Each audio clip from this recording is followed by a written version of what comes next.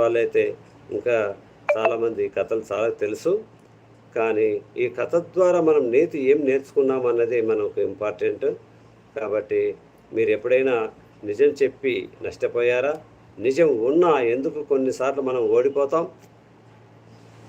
మీరు ఎప్పుడైనా నిజం చెప్పి నష్టపోయారా? నిజం ఉన్నా ఎందుకు కొన్నిసార్లు మనం ఓడిపోతాం?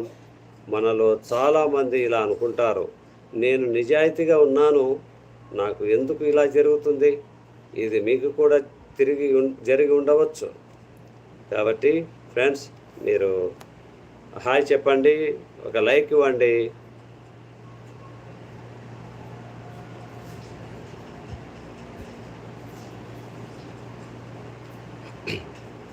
ఒక గొర్రెపిల్ల నీళ్లు తాగుతుంటే తోడేలు వచ్చి, నీ వల్ల నీళ్లు మురికి అయ్యాయి అని అబద్ధం చెప్పింది కదా.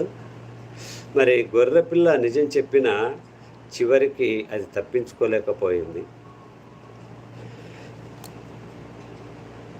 మరి ఇది కథ మాత్రమే కాదు, రియల్ లైఫ్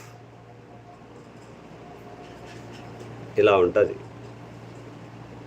ప్రపంచంలో అందరూ న్యాయం చేయరు.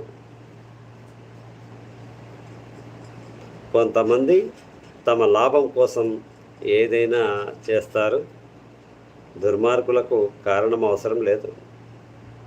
మరి మనం ఏం చేయాలి?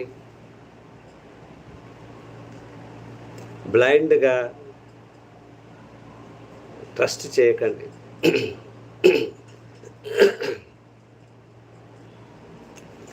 సిచ్యుయేషన్ అర్థం చేసుకోండి. స్మార్ట్గా రియాక్ట్